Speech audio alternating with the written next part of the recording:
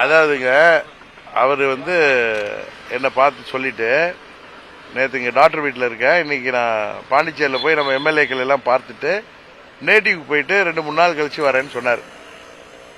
நேற்று என்னை பார்த்து சொல்லிட்டு போனார் மத்தியானம்.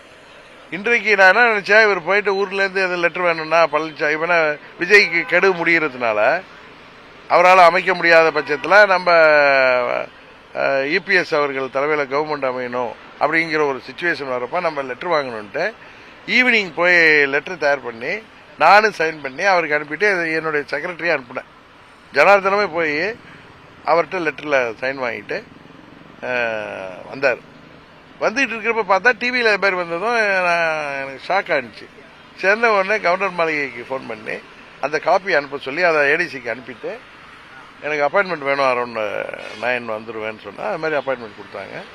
நான் வந்து பார்த்து இது வந்து குதிரை பேரமாக இருக்கணும், இல்லாட்டி ஃபோர்ஜரியாக இருக்கணும், அது என்னன்னு இன்வெஸ்டிகேட் பண்ணணும். இதே மாதிரி ஒரு ஜனநாயக விரோதமான செயல்பாடுகள் நடப்பதை தடுக்கணும். தமிழ்நாட்டில் இதுவரை கேள்விப்பட்டதில்லை.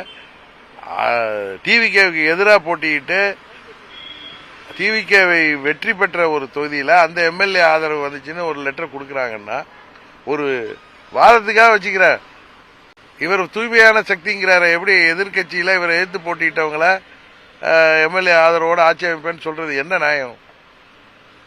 இது தர்மம் இல்லை. அது சட்டப்படி சரின்னு சொல்லலாம், நியாய தர்மம்லாம் அவர் பேசுறாருல, என்ன அது தவறு இல்லையா? கம்யூனிஸ்ட் பார்ட்டி வந்து அவங்க என்ன சொல்றாங்க, உங்களுக்கு வந்து கூட்டணியில் பங்குலாம் கிடையாது, ஆட்சியில் எங்க வேணாம், நான் உங்களுக்கு ஆதரவு மட்டும் தான் தரோம் அப்படின்னு சொல்லியிருக்காங்க. நீங்க எப்படி அது கம்யூனிஸ்ட் ஏன் தான் அப்படி பண்றாங்கன்னு தெரியல. திமுக வச்சு ஜெயிச்சுட்டு திமுகவில் 2 எம்பி வச்சிருக்காங்க. அவங்க பண்றது ரொம்ப சரியானதாக எனக்கு தெரியவில்லை. ஒரு கூட்டணியில இருந்து ஜெயிச்சுட்டு இப்படி போய் இன்னொரு கட்சிக்கு ஆதரவளிக்கிறதுங்கிறது ஒரு தவறான முன்னுதாரணமா தமிழ்நாட்டில் உருவாக்குறாங்க.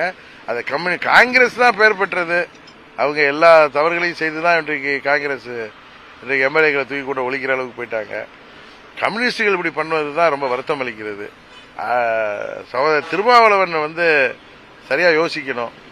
அவர் வந்து கூட்டணி ஆட்சிங்கிற முறையெல்லாம் கரெக்டாக ப்ராப்பரா அவர் இருந்த கூட்டணியில வெற்றி பெற்று அந்த கூட்டணி ஆட்சி அமைக்கிறது தான் சரியா இருக்கும். நாங்க வந்து எங்க என்டிஏ கூட்டணியில ஏடிமிக்கு தலைமையில போட்டிட்டவங்க எங்க கூட்டணி ஆட்சி அமைக்கணும்னு நானாவே லெட்டர் கேட்டு வாங்கி வச்சிருக்கேன். தேவைப்பட்டா திரு பழனிசாமி அவர்கள் கொடுக்கணும்னு. இந்த லெட்டர் வாங்கிட்டு வரப்பதான் அந்த லெட்டர் வருது. சரியா? அதனால எங்க எம்எல்ஏ அதுக்கப்புறம் போன் போட்டா என்னால ரீச் ஆக முடியல அவரை. அதனால வந்து எதுவும் கடத்தப்பட்டிருக்காரான்னு தெரியல, இல்ல குதிரை பேரம் நடந்திருக்கான்னு தெரியல, இல்ல அவர் மாதிரி ஃபோர்ஜரி பண்ணிருக்காங்களா தெரியல.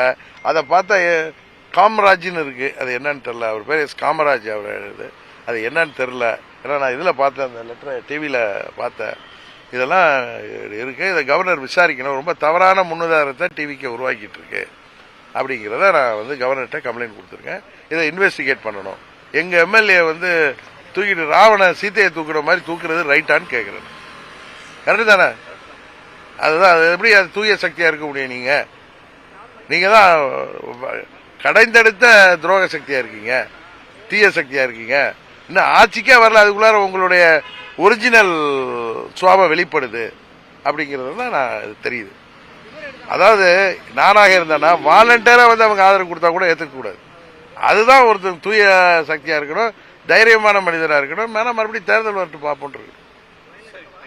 அதான் நான் சொல்றேன். இதை நாங்க இதை விட மாட்டோம் நாங்க.